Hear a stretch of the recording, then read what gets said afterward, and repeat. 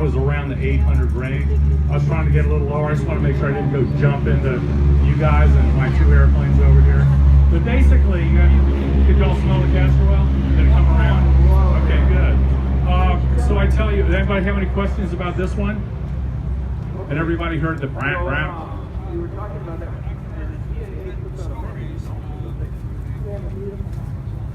I've read stories where World War I airplanes have run out of gas or not found home or something. They land, they get some gas, and then they get dropped and off they go.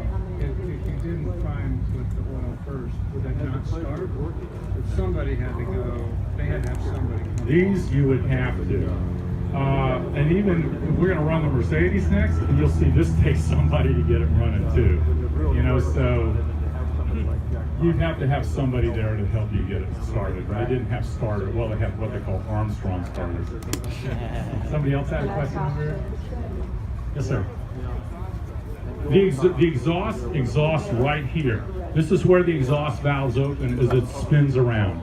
So every other time a cylinder goes around, the exhaust valve opens down here. And so most of the castor oil that you'll see, if you come over here, you can actually see I already got some castor oil on the strut.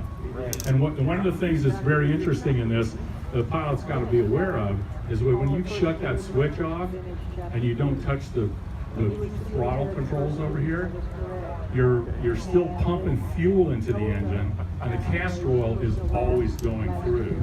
Okay, so if you're up high and you basically want to come down, you want to lose a lot of altitude fast, the worst thing you could do would be just to shut the switch off and dive.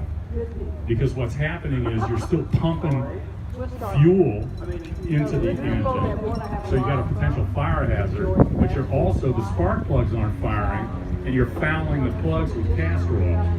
So if you're lucky enough that it starts, you just might get a fire.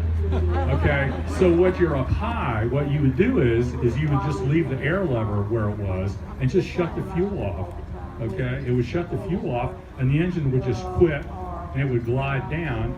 I just thought of something that I never thought of before. Every once in a while, it would probably be nice to put it forward a little bit to get some castor oil to lubricate the cylinders. Because the only way the castor oil, no, I take that back. The castor oil's got a separate pump. But when you shut the fuel off, you would just glide around. And I do it when I'm flying. I'll just come in and, play with it and it'll quit and then you bump it forward and it just starts right back up again. So let's move over to the Albatross. Yeah, real quick, Yeah. the flying fields at that time, no runways, they were great big fields because you had to land into the wind. Yeah, pretty much into the wind. This airplane particularly, it's got a lot of dihedral, and it's not a nice airplane in a crosswind. I've actually caught a wing on it one time. And so if you do have a crosswind, you kind of want to do a wheel landing, get it as absolutely slow as you can with the aileron into the wind, and then just let the tail drop. You'll probably be pretty good. This has 4 ailerons. Is that common? 4 ailerons, and at the speed it's flying at, they're not particularly heavy, and they feel pretty good. That airplane over there has got pretty big ailerons. It flies about almost 20 miles an hour faster, and that has a very heavy ailerons.